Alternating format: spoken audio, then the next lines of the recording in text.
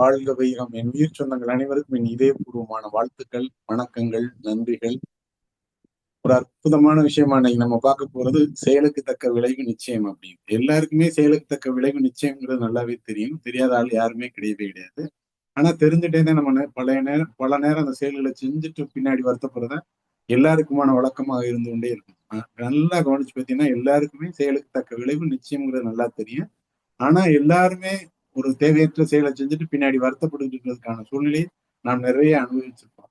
இன்னமும் பாத்தீங்கன்னா இந்த தவத்துல இருக்கவங்க இன்னும் அதிகமான வழிகளையும் அதிகமான வருத்தங்களையும் சுமந்து கொண்டு இருப்பதற்கு காரணம் அந்த செயலுக்கு தக்க விளைவுங்கிற நிச்சயம்ங்கிறத நம்ம அயரா விழிப்பு நிலையிலிருந்து கவனிக்காத முக்கியமான ஒரு விஷயமா இருக்கு. பாத்தீங்கன்னா எப்பவுமே அயரா விழிப்பு நிலையில இருந்துகிட்டே இருக்கணும்.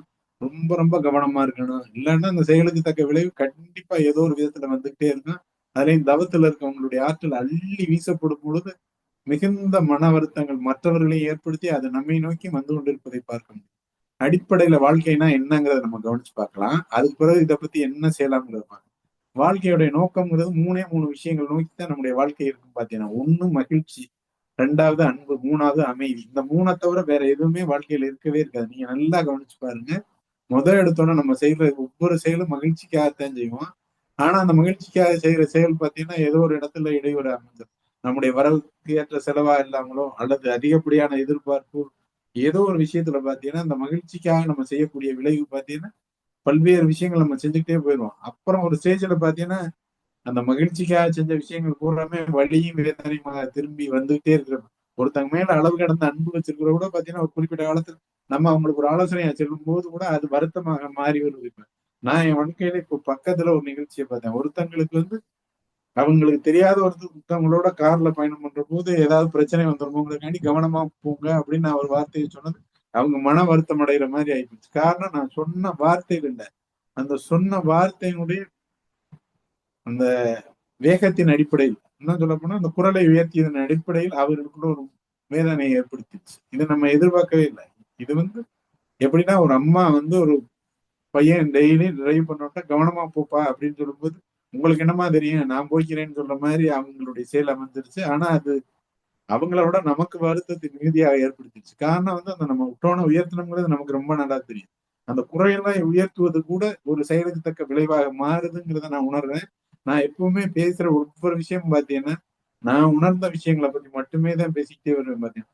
இது அவங்கள மகிழ்ச்சிகரமா நான் அனுப்ப வேண்டிய ஒரு விஷயத்துல குரலை உயர்த்தியதோட விளைவு அந்த மகிழ்ச்சியற்ற தன்மையாக கடந்த ஒரு மாதமாக அது நிகழ்ந்து கொண்டிருக்கிறது. ஏன்னா அவங்க அமெரிக்காவுக்கு போறவங்க அவங்க அமெரிக்காவுக்கு போறவங்களை நான் அனுப்புறது மகிழ்ச்சியோட அனுப்புறதுக்கு பதிலா அந்த ஒரு தேவையற்ற அந்த கார் வர்றதுக்கு லேட் ஆகி வேற ஒருத்தவங்களுடைய கார்ல போகும்போது தேவையற்ற சங்கடம் வந்துருமோங்கிறத நான் சொன்னதோட விளைவு ஒரு மாத காலமாக அவருக்கும் நமக்கு இருந்த உணர்வு ரீதியான பிணைப்பு இப்ப கட்டாயிருக்கு. காரணம் பாத்தீங்கன்னா அந்த குரலை உயர்த்தியது. இவ்வளவு தூரம் நம்ம விழிப்புணர்வு பத்தி பேசுறோம், அயரா விழிப்பு நிலை பத்தி பேசுறோம், எல்லாத்துலயும் இருக்கிறோம். ஆனா ஒரு பிராக்ஷன் ஆஃப் செகண்ட்ஸ்ல நமக்குள்ளே அந்த குரலை உயர்த்துற தன்மை வருதுன்னா அதுக்கு காரணம் என்னன்னு நீங்க கவனிச்சு பாத்தீங்கன்னா நமக்குள்ள உள்ள அதீத அன்பு. இந்த அதீத அன்பு தான் அவங்கள்ட்ட நம்ம காட்டின ஒரு விஷயம். அந்த அதீத அன்பு இருக்கவே விடாது. யார்கிட்டயா இருந்தாலும் அன்பு இருக்கலாம், அதீத அன்புங்கிறது இருக்கவே விடாது. நீங்க அதீத அன்பு வைக்க வைக்க உங்களுடைய வாழ்க்கையில் பிரச்சனைகள் நோக்கி வந்துகிட்டே இருக்கு. ஏன்னா அந்த அதீத அன்பு இருக்கா வைக்கணும்னா அவங்க மகிழ்ச்சியா இருக்கணும். அவங்க மகிழ்ச்சியா இருந்தா நம்ம மகிழ்ச்சியா இருப்போங்கிற ஒரு உணர்வு நமக்குள்ள வரும் பொழுது இந்த அதீத அன்பு வர ஆரம்பிக்கும். இந்த அதீத அன்பு வாழ்க்கையில எல்லா விதமான பிரச்சனைகளும் இந்த நபர்களா இருக்கட்டும், ஒரு நிறுவனங்களா இருக்கட்டும், ஒரு குறிப்பிட்டபடி பார்த்தீங்கன்னா கட்சிகளாக இருக்கட்டும். அதாவது ஒரு பையன்லாம் பார்த்தீங்கன்னா இப்ப ஏதோ ஒரு இதை செஞ்சுக்கிட்டாங்க. அதுக்கான அந்த கட்சி மீது வைத்திருந்த அதீத அன்பு. இந்த அதீதம்ங்கிறதே எந்த இடத்துலயுமே வரவே விடாது. ஆற்று நீர் போல தான் அன்பு இருக்கணும். ஆற்று நீர் போல தான் உங்களுடைய செயல்கள் இருக்கணும். மகிழ்ச்சி நிறையணும்னா அந்த ஆற்று நீர் போல மட்டுமே தான் இருக்கணும். அந்த அதீதம்ங்கிறது எந்த இடத்துல வருதோ அந்த இடத்துல பூராமே பிரச்சனைகள் பிற்காலத்தில் வருவதற்கான வாய்ப்புகள் ஏராளமாக இருக்கிறது. அந்த அதீதம்ங்கிறத நீங்க கவனிச்சு குறிப்பெடுத்து பாருங்க. குடும்பத்துல யார் மீதெல்லாம் நீங்க அதீதமாக அன்பு வைத்திருக்கிறீங்கிறது இது பண்ணி அந்த நபர்கள்ட்ட நீங்க பேசுற வார்த்தைகளையும் பேசுற விஷயங்களையும் நீங்க கவனிச்சு பார்த்தீங்கன்னாவே ரொம்ப அக்கறையா பேசும்போது அது வழிகளையும் வருத்தங்களையும் அது ஏற்படுத்தி வைப்பார்கள். அதனால தயவு செய்து இந்த அதீத அன்பை எடுத்துட்டு அன்பா இருங்க. யார் எல்லாத்தையும் அன்பா இருங்க. ஆனா அதீத அன்பா இருக்காது. அதீத அன்பா இருக்கும்பொழுது கண்டிப்பா மனவேதனையை ஏற்படுத்தக்கூடிய ஒரு நிகழ்வுகள் வருவதற்கான வாய்ப்புகள் ஏராளமா இருக்கு. ஏன்னா அவங்க ஒவ்வொரு செயல் செய்யும் போதும் பாத்தீங்கன்னா நம்ம அவங்களோட ஒரு அக்கறையை காட்டுவோம். அந்த அக்கறை பாத்தீங்கன்னா அவங்களுக்கு தேவையற்ற ஒரு டார்ச்சரா தெரிய ஆரம்பிக்கும். அதனாலதான் எடுத்தோன்னு பாத்தீங்கன்னா இந்த மகிழ்ச்சியில பேசும்போது நம்ம சொல்றது என்ன, அந்த மகிழ்ச்சி தக்க வைக்கணுமா இந்த அதீத அன்பு கூடவே கூடாது. அதீத அன்பு இருந்தா அந்த மகிழ்ச்சி போயிடும். நம்முடைய வாழ்க்கையினுடைய 3 நோக்கம் தான் இருக்கு. வாழ்க்கையில வேற எதுவுமே கிடையாது. ஒன்று மகிழ்ச்சி, 2வது அன்பு, 3வது அமைதி. இந்த 3மே கெடுவதற்கான சூழ்நிலை இந்த அதீத அன்புங்கள வர ஆரம்பிச்சது. நம்ம அதீத அன்பு தான் எல்லாருடைய வாழ்க்கையிலும் பிரச்சனைக்கு காரணமாக இருக்கு. இதைத்தான் நம்ம கவனிச்சு கவனிச்சு குறிப்பெடுத்து இந்த அதீத அன்பு இருக்கிறதுல இருந்து நம்ம கொஞ்சம் கொஞ்சமா நம்மளை விடுதலை பண்ணிக்கிட்டே வரணும். இந்த விடுதலை பண்ண பாத்தீங்கன்னா இந்த 3லையுமே அளவு முறைகள் வர ஆரம்பிக்கும். எப்ப அந்த அதீதத்தை மீறுதோ அப்ப பாத்தீங்கன்னா நிறைய இந்த 3லையுமே பாதிப்பு வந்துருச்சு பாத்தீங்கன்னா. இப்ப நீங்க நல்லா கவனிச்சு பாருங்க. இந்த 3 தான் வாழ்க்கையோட அடிப்படை.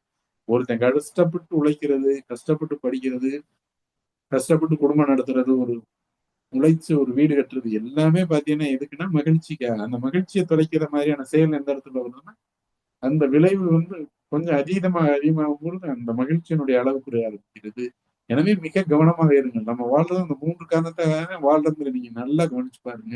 அந்த கவனிச்சு பார்க்கும்போது உங்களுக்கே தெரிய ஆரம்பிக்கும் நம்முடைய செயல் எதை நோக்கி இருக்கிறது, நம்ம செய்யற செயலால் விளைவுகள் என்னவா வருதுங்கிறத நீங்க கவனிச்சு பாருங்க. செயலுக்கு தக்க விளைவு நிச்சயம்ங்கிறது அதீத அன்பு காட்டினீங்கன்னா அதீத வழிகளும் உங்களுக்கு வரத்தான் செய்யும். அதை யாராலும் தடுக்கவே முடியாது. நம்மளுடைய நோக்கம் வேறாக இருக்கும். ஆனால் அவர்கள் புரிந்து கொள்ளும் நோக்கம் வேறாக இருக்கும். எனவே தயவு செய்து அந்த அதீதம்ங்கிறது எதுலையா இருந்தாலும் வச்சுக்கிறாதீங்க. காசு இருக்கிற போது பிள்ளைகளுக்கு எல்லாம் வாங்கி கொடுக்கறது, வீட்டுக்காரமாக்கு வாங்கி கொடுக்கறது, எல்லாம் செய்யறது. இல்லாத போது பேசாம இருக்கிற போது அவங்களுக்கு வாங்கி கொடுத்தது எல்லாமே மறந்து அப்போ வாங்கி கொடுக்காது மட்டுமே தான் முன்னாடி வந்து நிற்கும். அப்ப அவங்களுக்குள்ள வருத்தங்கள் மட்டுமே நிக்க ஆரம்பிக்கும். அந்த வருத்தங்களுக்கு காரணம் யாருன்னா நம்ம தான் காரணம், வேற யாருமே கிடையாது. இந்த அதீதம் அன்புங்கிறத ஒரே ஒரு காரணம். அதீத அன்பை பற்றுன்னு கூட நீங்க வச்சுக்கலாம். அந்த பற்று வந்தாவே சிரமமான ஒரு விஷயம். பற்றுங்கிற வார்த்தையை விட அந்த அதீதம்ங்கிற வார்த்தையை பயன்படுத்துங்க, உங்களுக்கு எளிய முறையில ஈஸியா கண்டுபிடிச்சிடும். யார் மீதெல்லாம் ரொம்ப அதீதமா அன்பு இருக்கிறோமோ அவங்கள ஏதோ ஒரு விதத்துல மகிழ்ச்சிப்படுத்த விரும்புறோம், அவங்கள நம்ம செக்யூர் பண்ண விரும்புறோங்கிறத நம்ம நல்லா புரிஞ்சுக்கணும். அவங்கள நம்ம செக்யூர்லாம் பண்ண வேண்டியதில்லை. ஒவ்வொரு உயிருக்கும் அறிவு இருக்கு. அந்த உயிருக்கு ஏற்றதை அவங்களால பாதுகாத்துக்க முடியுங்கிற போது நம்ம போய் தேவையில்லாம நம்முடைய ஆற்றலை செலவழிச்சு நம்ம வருத்தங்களை சுமந்துக்கிட்டு இருக்கிறத விட எப்பவுமே அந்த அளவான அன்போடு இருக்கும்போது உங்களுடைய வாழ்க்கையில் மிக தெளிவான முடிவுகள் எடுப்பதற்கும் மிக சிறப்பாக இருப்பதற்குமான வாழ்க்கையில் நுட்பமாக அமைவதை பாருங்க. இதைத்தான் செயலுக்கு தக்க விளைவு அப்படிங்கிறது இது மட்டும் இல்ல, ஒவ்வொரு விஷயத்தையும் நீங்க கவனிச்சு பாருங்க. மகிழ்ச்சிக்கு மட்டும் இல்ல, அடுத்து அமைதியை யோசிச்சு பாருங்க, அன்பை யோசிச்சு பாருங்க. அடுத்து அன்புல எந்த மாதிரி வரும், நம்ம ஒரு அன்பா விஷயத்த பண்ணுவோம். அந்த இடத்துல பாத்தீங்கன்னா அந்த அன்பு ஓவர் அன்பாயிரும்.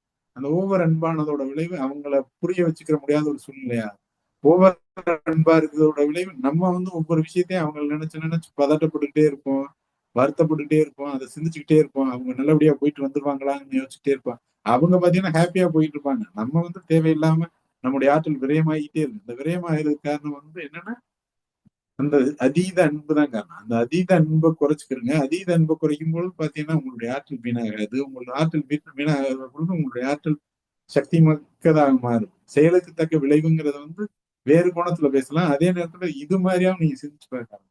இந்த அதீதம்ங்கிறது ஒரு மிக முக்கியமானது. இந்த அமைதிகிறதுக்கு பாத்தீங்கன்னா இந்த அதீதமான அன்பு தான் ஒரு காரணமா இருக்கும். இந்த அதீதம்ங்கிறது குறைஞ்சா நம்முடைய அமைதி குறைய ஆரம்பிக்கும். அதே மாதிரி யார் மேல அன்பு வச்சிருக்கோமோ அவங்கள்டையும் அந்த அமைதி குறைய ஆரம்பிக்கும். ஆனா வாழ்றதே இந்த 3 நோக்கத்துக்காக தான் வேணும். ஒன்று மகிழ்ச்சி, இன்னொன்று அன்பு, இன்னொன்று அமைதி. இந்த 3க்காக தான் எந்த செயல் செஞ்சாலும் செஞ்சுக்கிட்டே இருக்கீங்க. நீங்க ஒரு வீடு கட்டுறீங்களா, எதுக்கு கட்டுறீங்க? மகிழ்ச்சியா இருக்கிறதுக்கு. சம்பாதிக்கிறீங்களா, எதுக்காக சம்பாதிக்கிறீங்க? மகிழ்ச்சியா இருக்கிறதுக்காக சம்பாதிக்கிறீங்க. எதுக்காக வெளியில சந்தோஷமா பயணம் பண்றீங்களா, எதுக்காக பயணம் பண்றீங்க? எல்லாரும் அன்பா இருக்கிறதுக்காக பயணம். எதுக்காக அன்பா இருக்கிறான்? அன்பா இருந்தோம்னா குடும்பத்துல அமைதி இருக்குங்கிறதுக்காக நம்ம பயன்படுத்தலாம். அப்ப இந்த 3மே கெடுவது எந்தெந்த இடங்கள்லையும் நீங்க கவனிச்சு கவனிச்சு குறிப்பெடுத்துக்கிட்டே வரும். குறிப்பெடுத்து உங்க வாழ்க்கையின் மாற்றத்தை ஏற்படுத்தும் பொழுது மட்டும்தான் செயலுக்கு தக்க விளைவு கண்டிப்பா வரும். இது ஒரு புறம் இருக்கு. இன்னொரு பக்கத்துல செயலுக்கு தக்க விளைவுங்கிறது இன்னொரு குணத்துல பார்க்கணும். என்ன அப்படின்னா, இப்ப நம்ம ஒருத்தவங்கள கோபப்படுறோம்னு வச்சுக்கோங்க. அந்த கோபம் அவங்கள்ட்ட பட்டுரும். ஆனா நம்ம அவங்க அவங்கள்ட்ட சாரி கூட கேட்டுருவோம். ஆனா அவங்கள்ட்ட கோபம் குறையாம இருக்கும். ஆனா நம்ம என்னன்னா வருத்தப்பட்டுட்டே இருப்போம். ஏன் அப்படின்னா நம்ம கோபப்பட்டோம்னா நம்ம சாரி கேட்டோம்னா அவங்க சரியாயிருங்கிற நம்முடைய எண்ணம். அப்படிலாம் யாருக்கிட்டையும் போகவே போகாது. கோபம்ங்கிறது நீங்க ஒரு செயல். அந்த செயலை டெபாசிட் பண்ணிடுங்க. அந்த டெபாசிட் பண்ணா அந்த டெபாசிட் உங்கள்ட்ட திரும்பி வட்டியா வந்துகிட்டே இருக்கும். சிலது ஒரு நாள் வட்டியா வந்துடும், சிலது ஒரு வார வட்டியா வரும், சிலது மாச வட்டியா திரும்பி வரும், சிலது வருஷ வட்டியா திரும்பி வரும், சிலது வாழ்க்கை முழுவதற்குமான வட்டியாக உங்களுக்கு திரும்பிக்கிட்டே வரும். அதனாலதான் யாருக்கிட்டையுமே கோபப்படக்கூடாது, கோபப்பட்டீங்கன்னா அந்த கோபம்ங்கிறது உங்கள்ட்ட இருந்து ஒரு இடத்துல இன்வெஸ்ட்மெண்ட்னு தான் நீங்க பார்க்கணும். நம்ம நினைக்கிற கோபப்பட்டா அப்புறம் அது சரியா போயிடும், நம்ம சாரி சொல்லிட்டா உடனே அவங்க சரியாயிருவாங்க. அதுக்கெல்லாம் வாய்ப்பே கிடையவே கிடையாது. டெபாசிட் பண்ணிட்டீங்க, அது குறிப்பிட்ட காலத்துல குறிப்பிட்ட விதத்தில் வட்டியா அவங்கள்ட்ட திரும்பிக்கிட்டே வரும். சிலதும் வாழ்நாளை தாண்டி கூட வருவதற்கான விஷயங்கள் இருந்துகிட்டே இருக்கும். வாழ்நாள் முழுக்க பேச்சுவார்த்தை முறிவதற்கான சூழ்நிலை கூட அமைஞ்சிடும் பாத்தீங்கன்னா. காரணம் அதை டெபாசிட் நீங்க பண்ணிருக்கீங்க. அந்த கோபம்ங்கிறத நீங்க ஒரு டெபாசிட்டா பண்ணிட்டீங்க. அது ஒரு செயல். அந்த கோபங்கிற செயல் டெபாசிட் ஆயிருச்சு. அந்த செயலுக்கு தக்க விளைவு படிப்படியாக உங்களை நோக்கி வந்துகிட்டே இருக்கிறது பாத்தீங்க. ஒவ்வொரு விஷயத்திலையும் அது வந்துகிட்டே இருக்கும். நம்ம நினைக்கிற மாதிரி சாரி கேட்கறதையோ அவங்கள சரி கட்டிட்டோம் அதெல்லாம் இல்ல. காலத்தால் அது வந்துகிட்டே இருக்கிறத நீங்க பார்த்துட்டே இருக்கீங்க. இதே மாதிரி தான் பாத்தீங்கன்னா வஞ்சம். ஒருத்தவங்க மேல வஞ்சம் வச்சுட்டீங்க அவங்கள அப்படின்னா அது ஒரு டெபாசிட்டா நீங்க பண்ணிட்டீங்க. அந்த வஞ்சம் காலத்தால் உங்களுக்கு படிப்படியா உங்கள்ட்ட இருந்து அவங்கள்ட்ட வெளிப்பட்டுட்டே வரும். அதோட விளைவு உங்களுக்கு அவங்களுக்கு இடையில இருக்க உறவுகள் பாதிப்பு அடைஞ்சுக்கிட்டே வர ஆரம்பிக்கும். இதே மாதிரி தான் பாத்தீங்கன்னா கவலைங்கிறத கொண்டு ஒரு டெபாசிட் பண்ணிட்டீங்கன்னா அந்த கவலை வருத்தமா வந்துகிட்டே இருக்கும். அந்த கவலை வர வர நம்முடைய ஆற்றல் வீணாகிட்டே இருக்கும். இது அனைத்துமே செயலுக்கு தக்க விளைவாக வந்து கொண்டே இருக்கக்கூடிய ஒரு விஷயங்கள். இந்த செயலுக்கு தக்க விளைவாக வராமல் இருக்கணும்னா நம்ம எல்லாத்துக்கும் பாத்தீங்கன்னா அயரா விழிப்பு நிலை ரொம்ப ரொம்ப முக்கியமான ஒரு விஷயம். அயரா விழிப்பு நிலையோட இருக்கும்போது மட்டும்தான் இந்த மாதிரியான கோபங்கிற டெபாசிட் பண்ண மாட்டோம், வருத்தங்கிற டெபாசிட் பண்ண மாட்டோம், வஞ்சங்கிற டெபாசிட் பண்ண மாட்டோம், கவலைங்கிற டெபாசிட் பண்ண மாட்டோம். இந்த டெபாசிட் பண்றது எல்லாமே செயல். அந்த செயலுக்கு தக்க விளைவாக உங்களை நோக்கி வாழ்க்கையில வந்துகிட்டே இருக்க ஆரம்பிக்கும் ஒவ்வொரு விஷயமும். இந்த ஏற்கனவே எடுத்த இந்த 2 கான்செப்டும் சரியா நடக்கணும்னா நீங்க நல்லா யோசிச்சு பாத்தீங்கன்னா அருட்தந்தை காட்டிய அற்புதமான உடற்பயிற்சி இது. மனப்பயிற்சின்னு சொல்லக்கூடிய நம்முடைய இந்த கவலை ஒழித்தல இருந்து எல்லாத்தையும் ப்ராப்பரா பண்ணிட்டே வர வர இந்த ஏற்கனவே சொல்லக்கூடிய இதுல போய் சிக்கிக்கிறாம இருக்குது விளைவுகள் இருக்கும். அப்படி இருந்தாலுமே சில நேரங்கள் சிக்கிக் கொள்வதற்கான வாய்ப்பு வர ஆரம்பிக்கும். ஏன்னா நம்முடைய கருமையத்தில் உள்ள பதிவு ஏதோ ஒரு விதத்தில் தூண்டப்பட்டு அது வெளியில் வந்து நம்ம அதை சஃபர் ஆகணுங்கிற ஒரு விஷயமா இருக்கு. அது கண்டிப்பா நம்மகிட்ட வந்துகிட்டே இருக்க ஆரம்பிக்கும். அதே மாதிரி பாத்தீங்கன்னா உடல் ஆரோக்கியம்ங்கிறது மகிழ்ச்சி சொல்லிக் கொடுத்த எளிய முறை உடற்பயிற்சி செஞ்சுக்கிட்டே வந்தோம்னா தான் நம்முடைய மனம் தெளிவாக இருக்க ஆரம்பிக்கும். நம்முடைய மனம் தெளிவாக இருந்தால் தான் நம்முடைய செயல் தெளிவாக இருக்கும். நம்முடைய செயல் தெளிவாக இருந்தால்தான் விளைவு சரியாக வர ஆரம்பிக்கும்.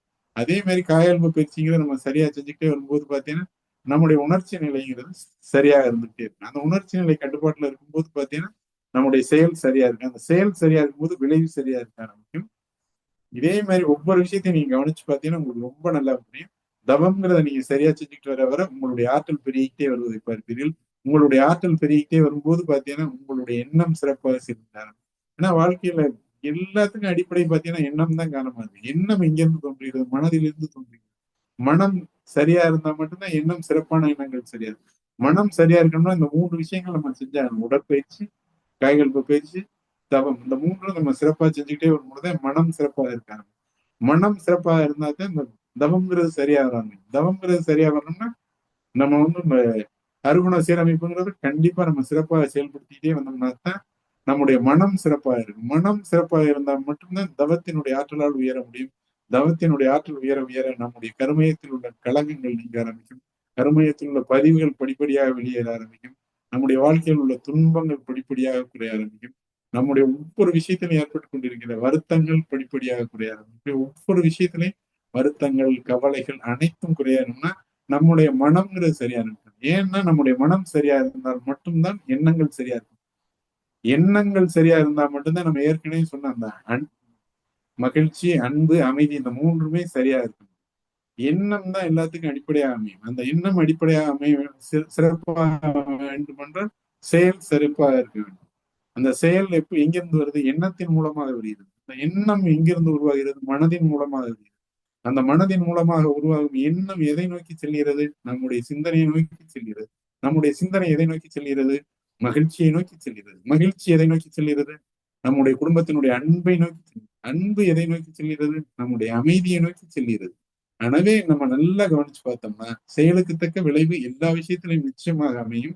இந்த செயலுக்கு தக்க விளைவு கவனமாக இருக்க வேண்டும் என்றால் அயரா விழிப்பு நிலையோடு இருக்க வேண்டும். அயரா விழிப்பு நிலையோடு இருந்தாலும் அதை தாண்டியும் சில நேரங்களில் உங்களுக்கு பிரச்சனைகள் வரத்தான் செய்யும். ஏனென்றால் அது கருமையத்தில் உள்ள பதிவுகள் அப்படித்தான் இருக்கும். அது வரத்தான் செய்யும். எங்க இருந்து வருது எப்படி வருதுன்னு தெரியவே தெரியாது. வரத்தான் செய்யும். ஆனாலும் வரவிடாம செய்யறதுக்கு யாருக்கிட்ட இருக்கு நுட்பம்? நம்மள்ட்ட மட்டும்தான் இருக்கு. எங்க இருக்கு நுட்பம்? அருட்தந்தை காட்டிய அற்புதமான பயிற்சி முறைகளை நாம் தெளிவாக செய்து கொண்டு வருவதன் மூலமாக மட்டுமே தான் எல்லா விதமான பிரச்சனைகளிலும் எல்லா விதமான பிரச்சனைகள் வராமல் இருப்பதற்கு தெளிந்த சிந்தனையும் தெளிந்த செயல்பாடுகளும் அற்புதமான மனிதர்களாகவும், மனிதரிலிருந்து நாம் உயர்ந்து ஒரு மகானாக உயர்வதற்கான சூழ்நிலை ஏற்படுவதற்கும் நம்முடைய மனமே அனைத்திற்கும் அடிப்படையாக இருக்கிறது. மனதின் அடிப்படை எங்கிருந்து வருகிறது? உடலின் அடிப்படையாக இருந்து வருகிறது. உடலின் அடிப்படை எங்கிருந்து வருகிறது? பயிற்சியின் மூலமாக வருகிறது. பயிற்சி எங்கிருந்து வருகிறது? நமக்கு சொல்லிக் கொடுத்திருக்கக்கூடிய விஷயங்களை நாம் தொடர்ச்சியாக செய்ய செய்ய நம்முடைய பயிற்சி சிறப்பாகிக் கொண்டே வருகிறது. நம்முடைய பயிற்சி சிறப்பாக சிறப்பாக நம்முடைய வாழ்க்கை உயர்ந்து கொண்டே வர ஆரம்பிக்கும். அனைத்திற்கும் நம்முடைய அனைத்து செயல்களுக்கும் அடிப்படை எங்கிருந்து வருதுன்னு நீங்க கவனிச்சு பார்த்தீங்கன்னா எண்ணமே காரணமாக இருக்கு. இந்த எண்ணம் எங்கிருந்து வருதுன்னா மனதில் இருந்து வருகிறது. அப்போ மனதை சீரமைப்பதற்கு பல்வேறு நிலைகளில் பல்வேறு விதங்களில் மிக மிக கவனமாக, கவனம்ங்கிறத விட அயரா விழிப்பு நிலையோட இருந்துகிட்டே வரணும். சில நேரங்கள்ல சில செயல் செஞ்சுட்டா அதுல இருந்து எப்படி சரி பண்ணலாம்னா வாழ்த்து தவிர வேற வழியே கிடையவே கிடையாது. யாரை நம்ம வருத்தப்படுத்தணுமோ அவங்க நினைச்சு வாழ்த்திக்கிட்டே இருக்க வேண்டியது. எப்பப்பெல்லாம் நேரம் கிடைக்குதோ அப்பப்பெல்லாம் வாழ்த்துறது நம்முடைய இந்த அருட்தந்தை கொடுத்த அற்புதமான பயிற்சிகள் மட்டும்தான் வாழ்த்துறதே இருக்கு. வேற எதுலையுமே கிடையவே கிடையாது. மத்த எல்லாத்துலயும் வாழ்த்துறதுங்கிறது கிடையாது. பாத்தீங்கன்னா வாழ்த்துறதுங்கிற நம்ம இதுல மட்டும்தான். எவ்வளவுக்கு எவ்வளவு ஒருத்தவங்களுக்கு வாழ்த்து கொடுத்து கொடுத்து கொடுத்து கொடுத்து கொடுத்து நம்மோட மனதில் வலி குறைகிற பொழுது அவருடைய மனதிலும் வலி குறைய ஆரம்பிக்கும். அப்ப அந்த அமைதி ஏற்படுத்துற அளவுக்கு நம்ம போகணுமா அப்படின்னா வேண்டியதே கிடையாது. ஆரம்பத்திலே நம்ம சரியா இருந்துட்டோம்னா யாருக்கிட்டையும் நம்ம போய் மன்னிப்பு கேட்க வேண்டியதில்லை, வருத்தம் தெரிவிக்க வேண்டியதில்லை, கவலைப்பட வேண்டியதில்லை, எதுவுமே பட வேண்டியது. நம்முடைய செயல் எந்த இடத்துல சரியில்லாம போயிருந்தா அந்த விழிப்புணர்வு இல்லாத நிலையில தான் வந்து நம்முடைய செயல் சரியில்லாம போயிருது. அதுக்கு அடிப்படையான காரணம் என்னங்கிறத நான் நல்லா கவனிச்சு பார்த்தேன். அது என்னன்னா நம்முடைய நன்றி உணர்வு குறையிறத நம்ம அடுத்தவங்களை காயப்படுத்துறதுக்கான ஒரு காரணமாக அமைந்தது. இப்ப எடுத்துக்காடு காலையில அம்மா டிஃபன் கொடுக்குறாங்கன்னா அந்த அம்மாவை நினைச்சு அந்த டிஃபன் கிடைக்கும் போது ரொம்ப நன்றி சொல்லிட்டே வந்தோம்னா அந்த அம்மாவின் மீது கோபம் வராது. அந்த அப்பா நமக்கு செய்யற நல்ல விஷயங்கள் அனைத்தையும் நாம் நன்றி உணர்வோடு நன்றியா நினைச்சுட்டே வந்தோம்னா அப்பா மீது நமக்கு கோபமே வராது. ஒரு அண்ணன் இருக்கிறார், அவர் நமக்கு உதவி செஞ்சுக்கிட்டே வராருன்னா அந்த அண்ணன் செய்த உதவிகள் அனைத்தும் நாம் நன்றி உணர்வோட நினைச்சு ஒவ்வொருக்கும் குறைந்தது 10 முறையாவது நன்றி உணர்வு சொல்லிக்கிட்டே வரும். இப்படி ஒவ்வொரு விஷயத்தையும் நம்ம நன்றி உணர்வோடு நினைக்க நினைக்க மட்டுமே தான் நம்முடைய மனம் செம்மையாகும். நம்முடைய மனம் செம்மையாகும் பொழுதுதான் நம்முடைய எண்ணம் செம்மையாகும். நம்முடைய எண்ணம் செம்மையாகும் பொழுதுதான் நம்ம வாழ்க்கையினுடைய அடிப்படையா இருக்கக்கூடிய இந்த 3 விஷயங்களும் சிறப்பாக செயல்படும். மகிழ்ச்சி, அன்பு, அமைதி, இந்த 3ம் சிறப்பாக. அதே மாதிரி ஒவ்வொரு விஷயத்திலையும் நம்ம நல்லா கவனிச்சு பார்க்கணும். நம்ம கோவப்பட்ட உடனே மன்னிப்பு கேட்ட உடனே அவங்க சரியாயிரும் நம்ம எதிர்பார்ப்போம். அதுக்கு வாய்ப்பே கிடையவே கிடையாது. அதுக்கு நாளாகும். அது அது நாளாகிறதுக்கும் காரணங்கள் இருக்கு பாத்தீங்கன்னா. அந்த உயிர் இந்த பூமிக்கு எதுக்கு வந்திருக்கோம் அந்த காரியத்தை அதை செய்யட்டும். நம்ம எதுக்கு வந்திருக்கோமோ அதை செய்யட்டும், செய்வோம். நம்ம வந்து இந்த ஒரு செயலுக்கு தக்க விளைவா அது ஒண்ணு வருதுன்னா இது ஏதோ ஒரு ஜென்மத்திலேயோ இந்த ஜென்மத்திலேயோ செய்த செயலுக்கான விளைவு அப்படிங்கிறத நம்ம உணர்ந்து நம்ம அவங்கள்ட்ட அன்பா இருக்கிறதன் அடிப்படையில் அதுக்கு வாழ்த்துக்களை எவ்வளவுக்கு எவ்வளவு அனுப்புறோமோ அவ்வளவுக்கு எவ்வளவு வாழ்த்துக்களை அனுப்ப அனுப்ப அனுப்ப மாற்றங்கள் உருவாகும். ஆனால் இந்த வாழ்த்துக்களை அனுப்பி செய்ய வேண்டிய அளவிற்கு நாம் சூழ்நிலைகளை பெரிதாக்க வேண்டிய அவசியமே கிடையாது. நம்ம ஆரம்பத்திலேயே கவனமா இருந்திருந்தோம்னா இத்தனை தூரம் நமக்கு சிரமப்பட வேண்டிய விஷயமே வரவே வராது. எனவே தயவு செய்து என் உயிர் சொந்தங்களாக இருக்கக்கூடிய அனைவரும் ஒரு வார்த்தையை நம்ம வாயிலிருந்து போறதுக்கு முன்னாடி கவனிங்க. கவனிக்கலாம் முடியாது. பல நேரத்துல உணர்ச்சி வசப்பட்ட வார்த்தைகளாக ஏன்னா இந்த அதீத அக்கறைங்கிறது வரும்போது உங்களுக்கு பிரச்சனைகள் வராது. அந்த அதீதம்ங்கிறத எடுக்கலைனாவே உங்க வாழ்க்கையில கண்டிப்பா பிரச்சனைகள் வந்துட்டே இருக்கும். எதுலையா இருந்தாலும் சரி, நபர்களையா இருந்தாலும் சரி, குடும்ப உறுப்பினர்களா இருந்தாலும் சரி, நாம் சார்ந்திருக்கக்கூடிய இயக்கங்களிலா இருந்தாலும் சரி, நம்ம செய்யக்கூடிய செயல்களிலா இருந்தாலும் சரி, அதீதம்ங்கிறத எடுங்க. எடுத்தீங்கன்னா மட்டும்தான் உங்களால அடுத்த கட்ட பயணத்தை நோக்கி மிகச் சிறப்பாக செயல்பட முடியும். உங்களுடைய வாழ்க்கையில் வெற்றி பெறுவதற்கு அந்த அதீதம் இருக்கும் வரை உங்களால் வெற்றி பெற முடியாது. அப்படியே ஆற்று நீர் ஓடுவது மாதிரி தான் நம்முடைய அன்பு இருக்கணும். நம்முடைய ஆற்று நீர் ஓடுவது போன்றுதான் நம்முடைய அமைதி இருக்கணும். நம்முடைய ஆற்று நீர் ஓடுவது போன்றுதான் நம்முடைய அமைதி இருக்கணும். நம்முடைய ஆற்று நீர் ஓடுவது போன்றுதான் நம்முடைய எதிர்பார்ப்பு இருக்கணும்.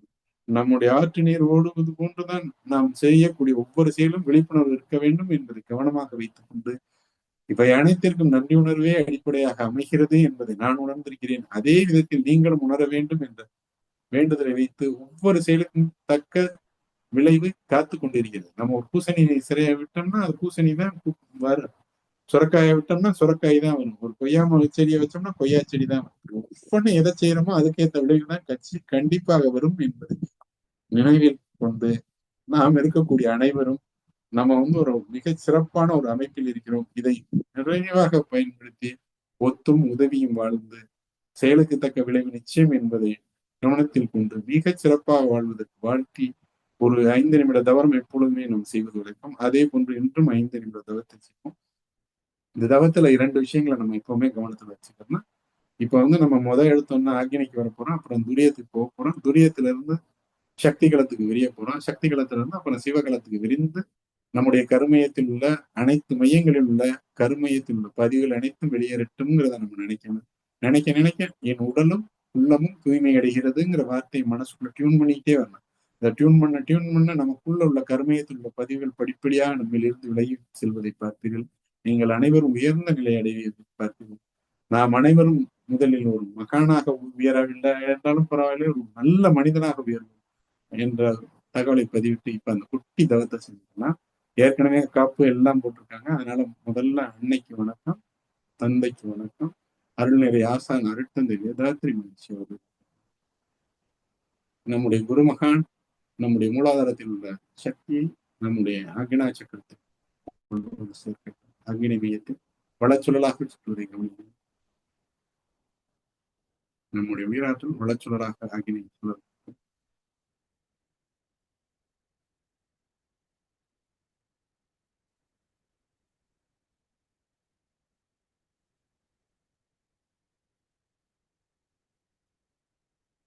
அருளாசான் அருட்தந்தை வேதாத்தி மகிழ்ச்சி தெய்வீக ஆற்றலா அந்த சுழலும் ஆற்றல் துரிய மையத்தில் உள்ள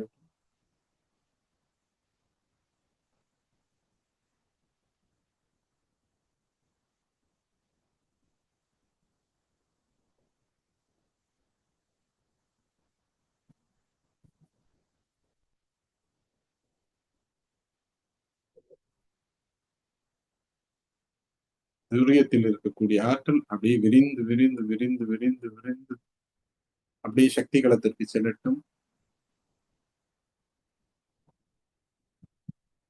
துரிய நிலை உணர்வுடன் துரியாயுத நிலை உணர்வுடன் நம்ம அப்படியே விரிஞ்சுட்டே போலாம்.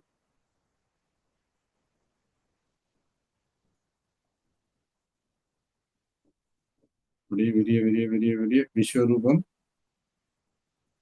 நமக்குள் இருக்கும் சக்தி விஸ்வரூபம் எடுக்கட்டும். அடுத்த இந்த வேதாத்திரி மகிழ்ச்சி தெய்வீக சக்தியால் நமக்குள் இருக்கும் அனைத்து சக்கரங்களில் இருக்கக்கூடிய தடைகள் கருமையங்களில் இருக்கக்கூடிய பதிவுகள் அனைத்தும் வெளியேறி வெளியேறட்டும் வெளியேறட்டும் வெளியேறட்டும் வெளியேறுகிறது.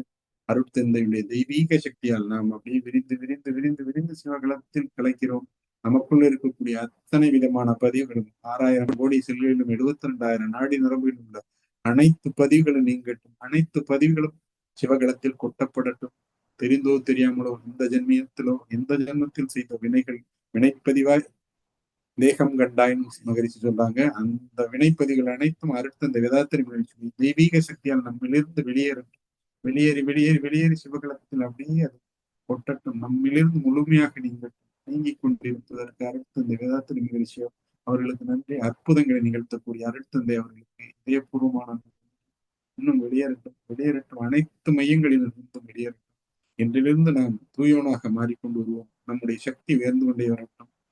நல்லவனாக வல்லவனாக ஆற்றல் மிக்கவனாக நாம் மாறிக்கொண்டே வருவோம். விரிந்த மனநிலையில் நம்முள்ள பதிவுகள் அனைத்தும் வெளியேறிக் கொண்டிருப்பது உணர்வுகள். அடுத்த இந்த வேதாத்திரி மகிழ்ச்சி தெய்வீக சக்தி அற்புத சக்தி நம்முடைய அனைத்து பதிவுகளையும் அப்படியே சிவகலத்தில் கொண்டு கலக்க செய்யட்டும். உடலும் உயரும் உடலும் உள்ளமும் தூய்மை அடைகிறது மேன்மை அடைகிறது. உடலும் உள்ளமும் தூய்மை அடைகிறது மேன்மை அடைகிறது. உடலும் உள்ளமும் தூய்மை அடைகிறது மேன்மை அடைகிறது. உடலும் உள்ளமும் தூய்மை அடைகிறது மேன்மை அடைகிறது. உடலும் உள்ளமும் தூய்மை அடைகிறது மேன்மை அடைகிறது. உடலும் உள்ளமும் தூய்மை அடைகிறது மேன்மை அடைகிறது.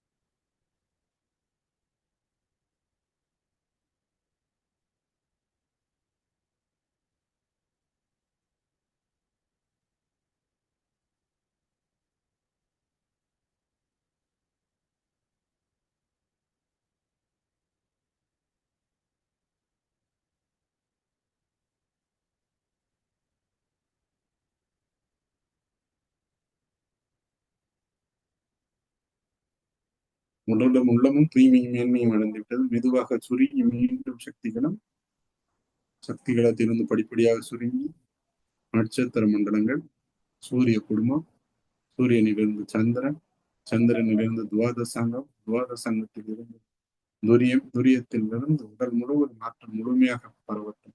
6,000 கோடி செல்களில் 72,000 நாடி நரம்புகளும் தூய்மையடையட்டும். இருக்கும் அனைத்து சக்தி மையங்களும் தூய்மையடையட்டும். கருமையும் தூய்மையடையட்டும். இன்றிலிருந்து நாம் அனைவரும் நல்லவர்களாக, வல்லவர்களாக, ஆற்றல் மிக்கவர்களாக, சக்தி மிக்கவர்களாக மாறுவோம். அயரா விழிப்பு நிலையுடன் வாழ்வோம். செயலுக்கு தக்க விளைவு நிச்சயம் என்ற உணர்வுடன் எப்பொழுதும் வாழ்வோம்.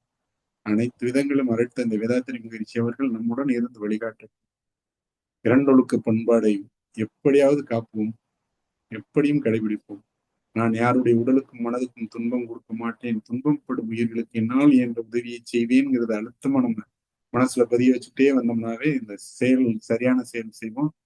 சரியான செயல் செய்யும் பொழுது சரியான விளைவுகள் வரும் என்ற தகவலை பதிவிட்டு என் உயிர் சொந்தங்கள் அனைவருக்கும் என் இதயபூர்வமான வாழ்த்துக்கள், நன்றிகள். அருட்தந்தை அவர்களுடைய அற்புத ஆற்றல் நம் அனைவருடைய குடும்பங்களிலும் பரவட்டும். குடும்ப உறுப்பினர்கள் அனைவரும் உயரட்டும்.